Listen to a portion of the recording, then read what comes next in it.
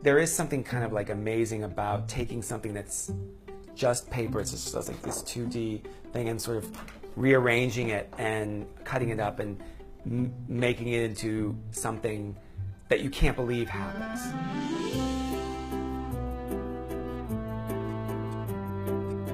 My name is Matthew Reinhardt, and I am a pop-up book artist.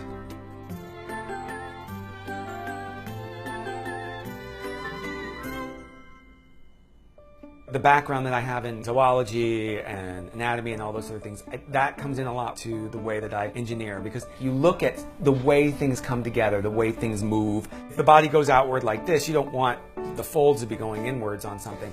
All these things work together so that it feels natural. The other one that I think made the biggest impact on me were Transformers. Just the actual toys. There was something about the way that they went together and became something else, this transformations changing. That aspect I think really stayed with me, and I think that that's why I still collect Transformers and have thousands. I'll write out an outline, just a basic idea of what the pop will be. T-Rex, head, bites, reader. That's it. I don't know how it's going to happen with all the engineering. I just know that that's what I want to happen. The next step is actually engineering by hand. Like, there isn't a computer program that does this stuff. It's like low-tech engineering. We're using really simple stuff. Me cutting up paper and folding it and taping it. I use like an artist tape. That makes a nice hinge. There's another way that you can attach paper, you know, so that like one piece will go through kind of another. It's a really loose hinge. There are really two main mechanisms.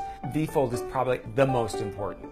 It causes things to move in an arc. I mean, some of my pop-ups may use 20 of them all working in different directions to make one thing happen. The second one is something called a layer. Basically a box that's flat and then opening up. So that usually is used for structure. You have to first get the base structure and how that's going to fit on the page. You get the core built, and then the arms can work around it. The V-folds that are moving directly off of the base page, those are the first ones that are really going to activate. Opening the page is a chain reaction sort of event. That's where the energy is coming from to make these pieces work. That energy is distributing out to the first mechanisms that are built off of it. As you continue to open, there continues to be power, and that is moving further outward. You can build a V-fold, and then you can build a V-fold off a V-fold. I mean, it can go on indefinitely. And the further I work away from the base page, it's going to happen later. Sometimes people only open it, you know, maybe 90 degrees, just to get a peek in there. Because you want something to happen in that first bit that will get them excited. And there's certain ways that you can adjust things so that something happens within that short amount of time.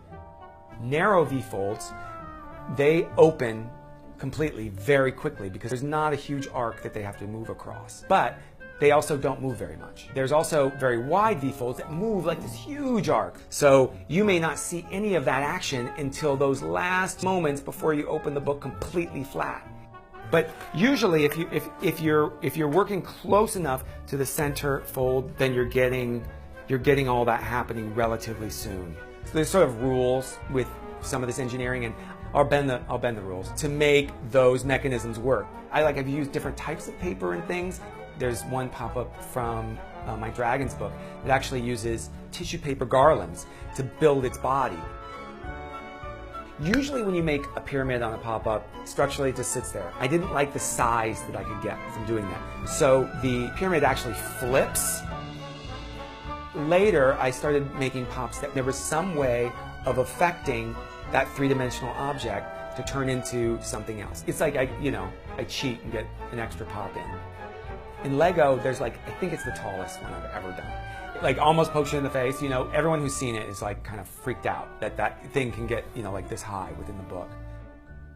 Like most of what I do, I don't know how I did it. I mean, I do, but I don't. Like, it's like, what were you thinking about that month? You have to rebuild things over and over and over again, make sure they work right. One little thing could go wrong and you have to figure out things to counter that. I built the Optimus Prime from my Transformer pop-up probably about 25 times because there's so many different moving pieces that have to work. Making pop-ups is something a kid can do. You know, you've got the material, and you've got the tools like scissors, and you've got some tape. I do it for them. I do it for, you know, of course myself. I want to wow me. I want to wow any reader, any age. Hopefully it gets them excited about, like, how's this done? And can I do this? And I want to make this, and I want to be creative.